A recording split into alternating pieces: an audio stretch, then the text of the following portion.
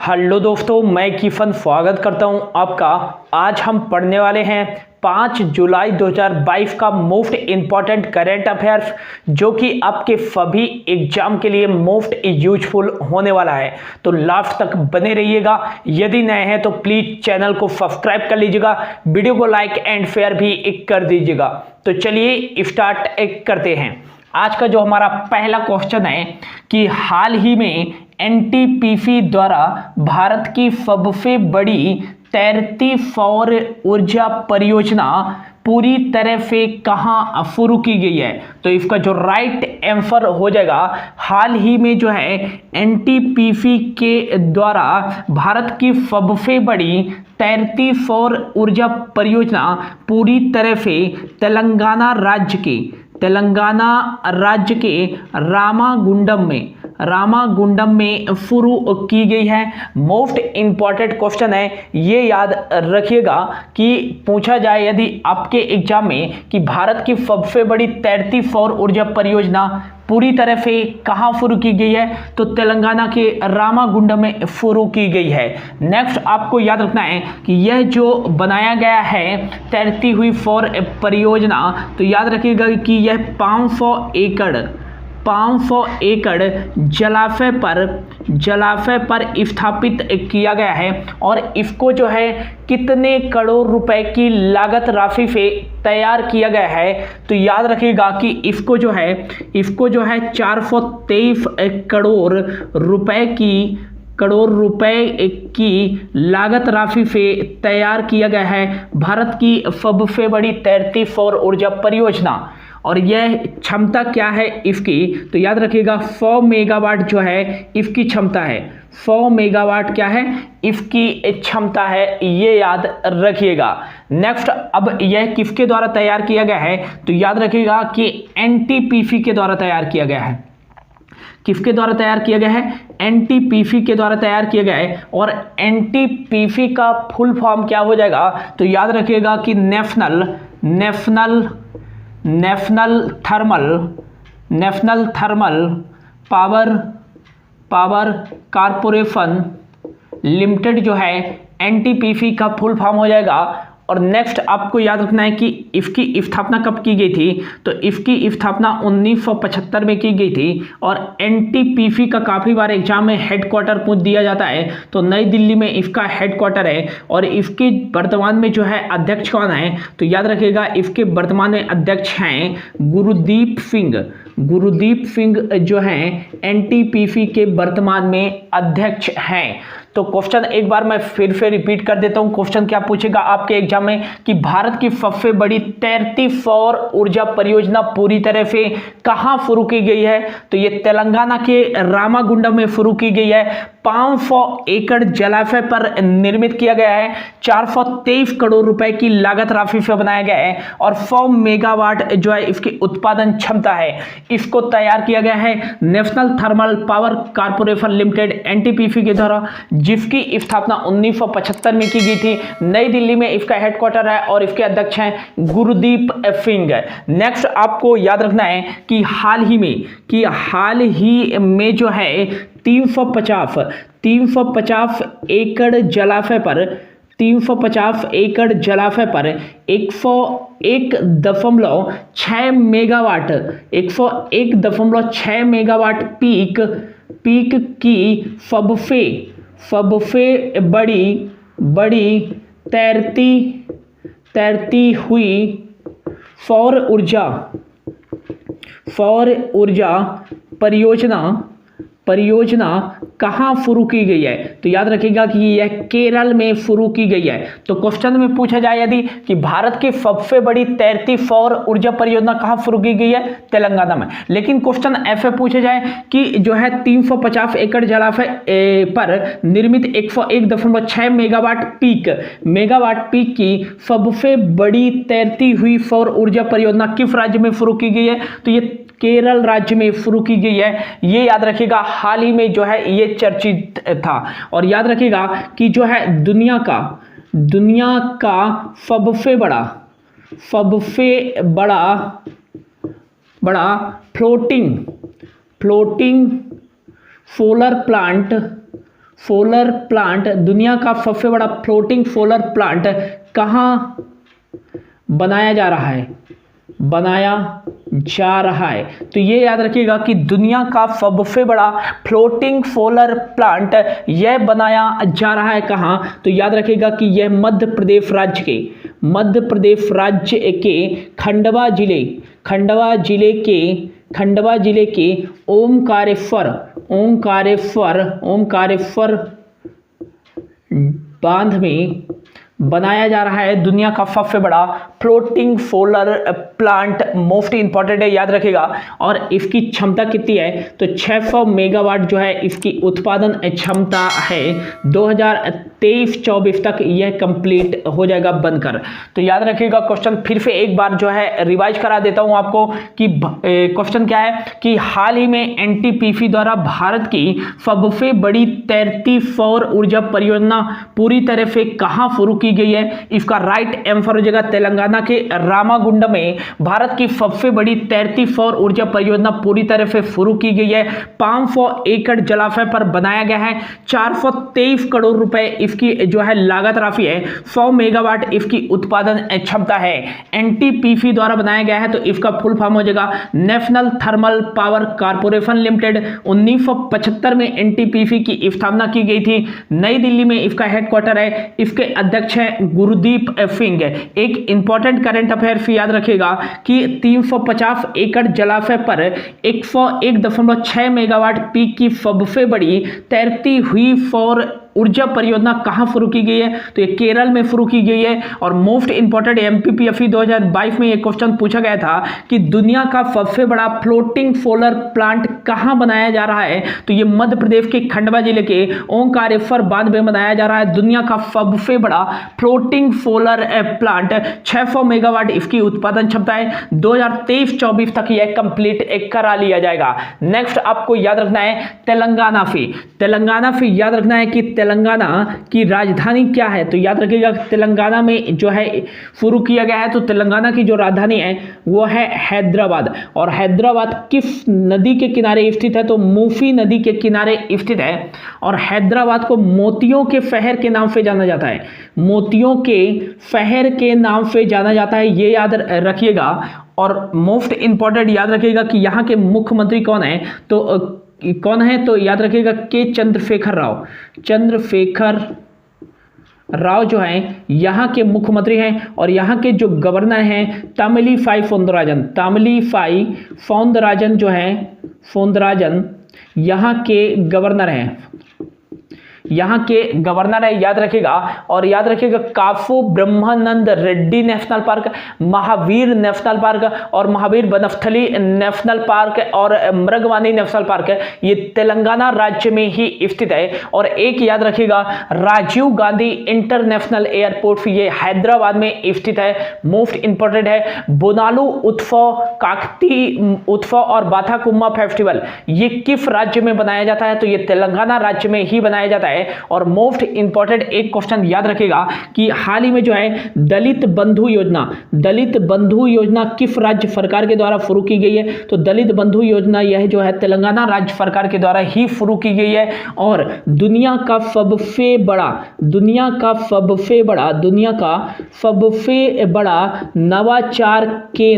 नवाचार केंद्र innovation centre T hub 20 का जो है अनावरण कहां किया गया है या स्थापित कहां किया गया है? तो दुनिया का सबसे बड़ा जो है नवाचार केंद्र टी हब जो है 2.0 ये हैदराबाद में ही लॉन्च किया गया है। मोस्ट इंपॉर्टेंट है, इसको याद रखिएगा। और भारत का जो पहला है ट्रांसजेंडर कम्युनिटी सेंटर की स्थापना तेलंगाना में ही की गई है, ये भी क्वेश्चन याद रखिएगा। बढ़ते हैं अगले क्वेश्चन की ओर। अगला क्वेश्चन है कि हाल ही में ब्रिटिश ग्रैंड प्रिक्स 2022 में फार्मूला 1 का खिताब किसने जीता है? तो इसका जो राइट आंसर हो जाएगा फरारी के ड्राइवर जो हैं कार्लोस कार्लोफ फेंज फरारी के ड्राइवर हैं। कार्लोफ फेंज ने जो है ब्रिटिश ग्रैंड प्रिक्स 2022 में फार्मूला 1 का खिताब जीता है। मोस्ट इंपॉर्टेंट है, ये याद रखिएगा। दूसरे नंबर पे बात करें तो दूसरे नंबर पे एक कौन थे, तो याद रखिएगा कि रेड बुल के जो है फर्जियो पेरोज दूसरे नंबर पर रहे और तीसरे नंबर पर रहे मर्सिडीज के ड्राइवर लुइस हैमिल्टन तीसरे नंबर पर रहे। तो याद रखिएगा कि यदि क्वेश्चन में पूछा जाए कि ब्रिटिश ग्रैंड प्रिक्स 2022 में फार्मूला 1 का खिताब किसने जीता है, तो फरारी के कार्लोफ फेंज ने जीता है। दूसरे नंबर पे रेडबुल के फर्जियो पेरोज थे और तीसरे नंबर पे थे मर्सिडीज के लुइस हैमिल्टन। नेक्स्ट आपको याद रखना है कि 2022 में अब तक कौन कौन से जो है फार्मूला 1 जो है ग्रैंड प्रिक्स कराए जा चुके हैं, तो याद रखिएगा सबसे पहले तो याद रखिएगा कि स्पेनिश ग्रैंड प्रिक्स 2022 और एक याद रखिएगा मियामी ग्रैंड प्रिक्स 2022, एक याद रखिएगा अजरबैजान ग्रैंड प्रिक्स 2022 और एक याद रखिएगा कौन सा, तो याद रखिएगा Saudi Arab Grand prix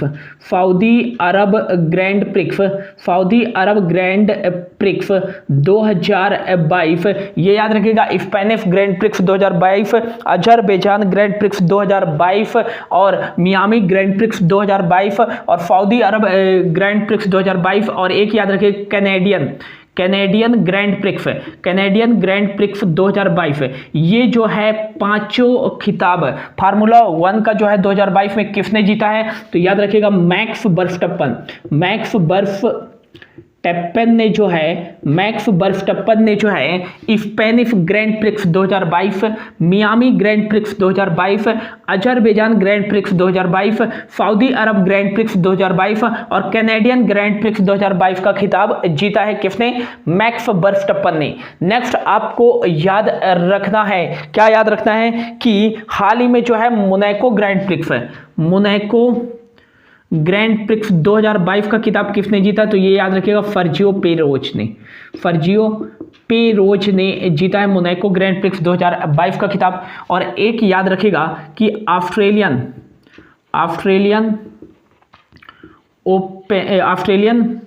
grand Prix 2022 और एक याद रखिएगा बहरीन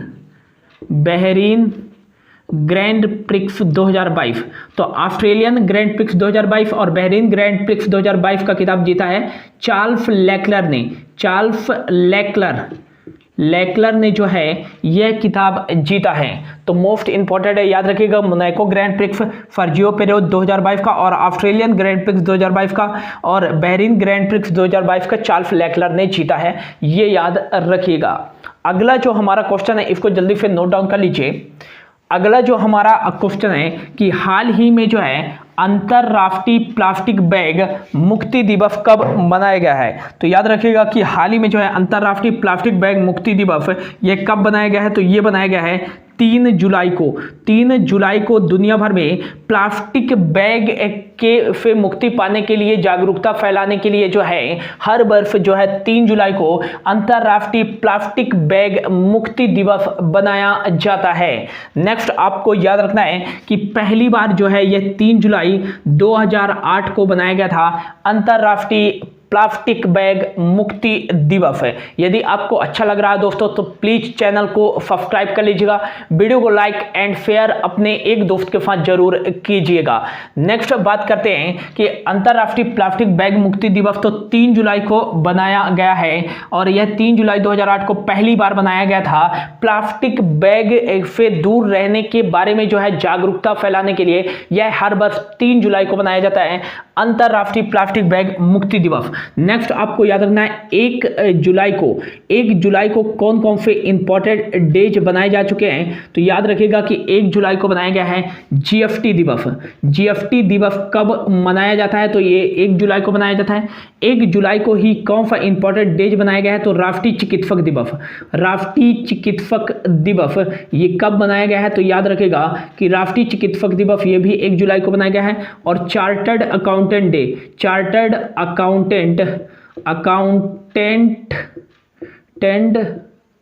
डे ये कब बनाया गया है, तो 1 जुलाई को ही बनाया गया है। नेक्स्ट 2 जुलाई को कौन सा इंपॉर्टेंट डेज बनाया गया है, तो अंतर्राष्ट्रीय सहकारिता दिवस। हालांकि अंतर्राष्ट्रीय सहकारिता दिवस जो है ये कब मनाया जाता है, तो याद रखिएगा कि यह हर वर्ष जो है जुलाई माह के पहले शनिवार को बनाया जाता है। और 2022 में अंतर्राष्ट्रीय सहकारिता दिवस 2 जुलाई को बनाया गया है 2022 में। और नेक्स्ट आपको याद रखना है कि 2 जुलाई को ही बनाया जाता है विश्व खेल पत्रकार दिवस।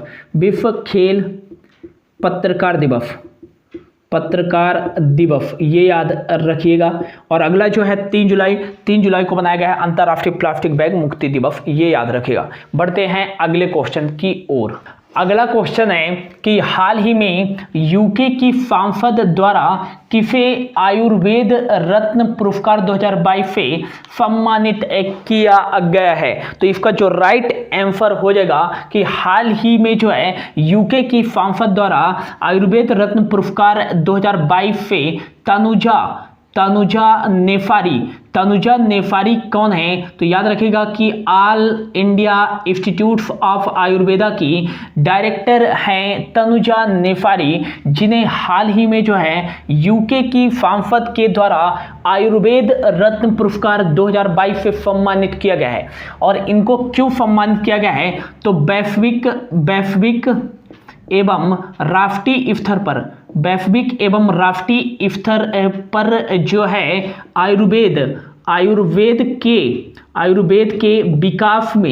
आयुर्वेद के विकास में योगदान देने के लिए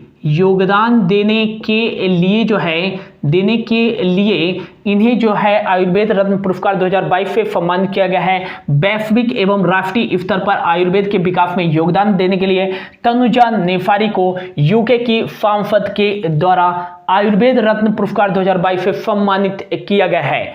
अब नेक्स्ट आपको याद रखना है AIIA, इसका फुल फॉर्म क्या हो जाएगा, तो AIIA का फुल फॉर्म जो हो जाएगा AIIA, इसका फुल फॉर्म हो जाएगा all India institute of Ayurveda इसका फुल फॉर्म हो जाएगा। इसका हेडक्वार्टर कहाँ स्थित है, तो याद रखिएगा कि नई दिल्ली में इसका हेडक्वार्टर स्थित है। इसकी स्थापना 2015 में की गई थी। और इसके वर्तमान में डायरेक्टर कौन है, तो ये हैं तनुजा नेफारी। ये आपको याद रखना है, मोस्ट इंपॉर्टेंट क्वेश्चन है। अगला जो क्वेश्चन है हमारा कि हाल ही में Microsoft partner of the year award 2022 से किसे सम्मानित किया गया है, तो इसका जो राइट आंसर जगह हाल ही में जो है Microsoft partner of the year award 2022 से HCL को जो है सम्मानित किया गया है। HCL जो है माइक्रोसॉफ्ट के ग्राहकों से संबंधित जो है नवाचार लाने के लिए माइक्रोसॉफ्ट के माध्यम से जो है HCL को जो है Microsoft partner of the year award 2022 से सम्मानित किया गया है। क्यों किया गया है, तो जो है अपने ग्राहकों में नवाचार को विकसित करने के लिए सम्मानित किया गया है। HCL का फुल फॉर्म हो जाएगा हिंदुस्तान कंप्यूटर लिमिटेड, जो है इसका फुल फॉर्म हो जाएगा। इसकी स्थापना 1976 में की गई थी। इसका हेडक्वार्टर कहाँ है, तो नोएडा यूपी में इसका हेडक्वार्टर है। इसके संस्थापक कौन है HCL के, तो याद रखिएगा कि शिव नादर इसके संस्थापक हैं। इसके वर्तमान में CEO कौन है, तो याद रखिएगा सी विजय कुमार जो हैं वर्तमान में HCL के CEO हैं। और इसके वर्तमान में चेयरमैन कौन है, तो इसके वर्तमान में चेयरमैन है रोफनी नादर। रोफनी नादर, याद रखिएगा कि हाल ही में Microsoft partner of the year award 2022 से किसे सम्मानित किया गया है? एचसीएल को, हिंदुस्तान कंप्यूटर लिमिटेड को। 1976 में इसकी स्थापना की गई थी। नोएडा यूपी में इसका हेडक्वार्टर है। संस्थापक शिव नादर है, सीईओ सी विजय कुमार है और चेयरमैन इसके रोशनी नादर हैं। ये इंपॉर्टेंट है, याद रखेगा। बढ़ते हैं अगले क्वेश्चन की ओर। अगला क्वेश्चन है, हाल ही में किसके द्वारा सुरक्षा मंथन 2022 का आयोजन किया गया है? तो इसका जो राइट आंसर हो जाएगा, हाल ही में जो है भारतीय सेना इंडियन आर्मी के द्वारा जो है सुरक्षा मंथन 2022 का आयोजन किया गया है। सुरक्षा मंथन एक पहल है जिसका प्रमुख उद्देश्य है कि जो तटीय और सीमावर्ती इलाके हैं उनकी देखरेख करना और उनकी सुरक्षा को बढ़ावा देना, इसका प्रमुख उद्देश्य है। और इस जो है सुरक्षा मंथन 2022 का आयोजन भारतीय सेना के द्वारा कहाँ किया गया है? तो याद रखिएगा कि जोधपुर राजस्थान के सीमावर्ती क्षेत्र में जो है इसका जो है आयोजन किया गया है। नेक्स्ट आपको याद रखना है भारतीय सेना के द्वारा इसका आयोजन किया गया है। तो इंपॉर्टेंट चीजें क्या है वो आपको मैं बता देता हूं कि भारत का सर्वोच्च, तीनों सेनाओं का सर्वोच्च सेनापति कौन होता है? तीनों सेनाओं का सर्वोच्च सेनापति एक कौन होता है? काफी बार एग्जाम में पूछा गया है। तो याद रखिएगा कि ये भारत का राष्ट्रपति होता है। यदि पूछा जाए कि भारतीय थल सेना के वर्तमान में प्रमुख कौन है? तो भारतीय थल सेना के वर्तमान में जो प्रमुख हैं वो हैं जनरल मनोज पांडे भारत के वर्तमान में जो है भारतीय थल सेना के प्रमुख हैं। और किस नंबर के हैं? तो ये 29वें नंबर के हैं। नेक्स्ट आपको याद रखना है भारतीय जल सेना के प्रमुख कौन है वर्तमान में? तो याद रखिएगा कि एडमिरल आर हरि कुमार जो है भारतीय जो है जल सेना के प्रमुख हैं। इंडियन नेवी चीफ कौन है? तो एडमिरल आर हरि कुमार। और ये किस नंबर के हैं? तो याद रखिएगा कि ये जो है 25वें नंबर के हैं। नेक्स्ट आपको याद रखना है भारतीय वायुसेना के प्रमुख कौन है? भारतीय वायुसेना के वर्तमान में जो है प्रमुख कौन है? तो याद रखिएगा कि हाल ही में जो है विजय कुमार याद रखिएगा कि बी आर चौधरी वर्तमान में जो है भारतीय वायुसेना के जो है प्रमुख कौन है? तो बी आर चौधरी हैं। किस नंबर के? तो ये 27वें नंबर के जो है वायुसेना चीफ हैं। नेक्स्ट आपको याद रखना है कि वर्तमान में जो है भारत के रक्षा सचिव कौन है? तो रक्षा सचिव जो हैं वो हैं अजय कुमार। और वर्तमान में भारत के रक्षा मंत्री कौन है? तो ये रक्षा मंत्री कौन है? तो ये याद रखिएगा कि रक्षा मंत्री हैं राजनाथ सिंह केंद्रीय रक्षा मंत्री हैं। तो इतना आपको याद रखना है। क्या क्या याद रखना है? क्वेश्चन क्या है फिर से एक बार मैं रिपीट कर देता हूं कि हाल ही में किसके द्वारा सुरक्षा मंथन 2022 का आयोजन किया गया है? तो इसका जो राइट आंसर होगा इंडियन आर्मी भारतीय सेना के द्वारा जोधपुर राजस्थान में सुरक्षा मंथन 2022 पहल का आयोजन किया गया है सीमावर्ती और तटीय क्षेत्रों की सुरक्षा को बढ़ावा देने के लिए। नेक्स्ट आपको याद रखना है मोस्ट इंपॉर्टेंट क्वेश्चन है कि भारत का सर्वोच्च सेनापति कौन होता है? तो भारत का राष्ट्रपति होता है। वर्तमान में जो है भारतीय थल सेना के प्रमुख कौन हैं? तो जनरल मनोज पांडे हैं 29वें नंबर के भारतीय थल सेना के प्रमुख। और भारतीय जल सेना के प्रमुख कौन है वर्तमान में? इंडियन नेवी के चीफ तो admiral R Hari Kumar 25 number के जो है वर्तमान में नेवी चीफ हैं। और याद रखिएगा कि वर्तमान में भारतीय वायुसेना के प्रमुख कौन है? इंडियन एयरफोर्स के चीफ कौन है? तो बी आर चौधरी हैं 27वें नंबर के चीफ हैं वर्तमान में। भारत के रक्षा रक्षा सचिव वर्तमान में कौन है? तो अजय कुमार है। और भारत के वर्तमान में केंद्रीय रक्षा मंत्री कौन है? तो राजनाथ सिंह है। ये मोस्ट इंपॉर्टेंट क्वेश्चन है, याद रखिएगा। बढ़ते हैं अगले क्वेश्चन की ओर। अगला क्वेश्चन है, हाल ही में किस राज्य सरकार ने राज्य के सेवारत कर्मचारियों के लिए चिकित्सा बीमा योजना शुरू की है? तो इसका जो राइट आंसर होगा, हाल ही में जो है केरल राज्य सरकार ने राज्य के जो सरकारी सेवारत कर्मचारी हैं उनको बीमा, स्वास्थ्य बीमा कवर प्रदान करने के लिए एक चिकित्सा बीमा योजना जो है शुरू की है केरल राज्य सरकार ने अपने राज्य के भीतर सरकारी कर्मचारियों के लिए। केरल की बात करें तो तिरुवनंतपुरम जो है यहाँ की राजधानी है। यहाँ के मुख्यमंत्री हैं पिनरई विजयन और यहाँ के जो वर्तमान में राज्यपाल हैं आरिफ मोहम्मद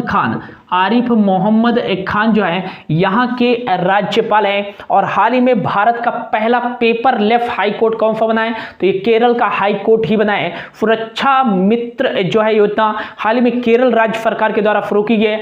भारत का पहला डिजिटल यूनिवर्सिटी केरल राज्य के राजधानी जो है तिरुवनंतपुरम में स्थापित की गई है।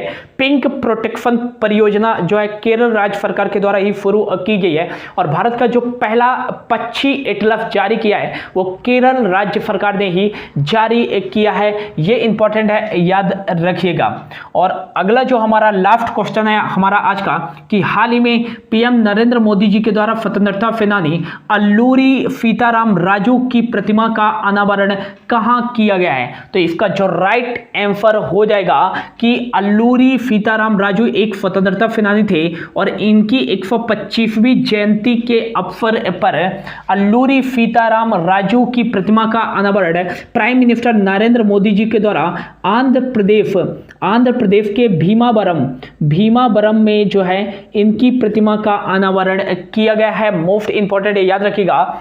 अल्लूरी सीताराम राजू का जन्म जो हुआ था 4 जुलाई और हाल ही में इनकी 125वीं जयंती बनाई गई है। 1897 को इनका जन्म हुआ था, 4 जुलाई 1897 को, और हाल ही में इनका 125वीं जो है जयंती बनाई गई है। और नेक्स्ट याद रखना है आपको कि इन्हें जंगलों का नायक भी कहा जाता है। ये एक स्वतंत्रता सेनानी थे, अंग्रेजों के विद्रोह किया था अंग्रेजों से इन्होंने, और इनको जो है जंगलों का नायक कहा जाता है। और रंपा विद्रोह के लिए किसे जाना जाता है? तो रंपा विद्रोह के लिए जो है यह अल्लूरी सीताराम राजू को ही जाना जाता है, ये याद रखिएगा। तो ये था दोस्तों आज का करंट अफेयर। होप आपको अच्छा लगा होगा। यदि अच्छा लगा हो तो प्लीज चैनल को सब्सक्राइब कर लीजिएगा, वीडियो को लाइक एंड शेयर भी कर दीजिए। Thank you so much for your watching.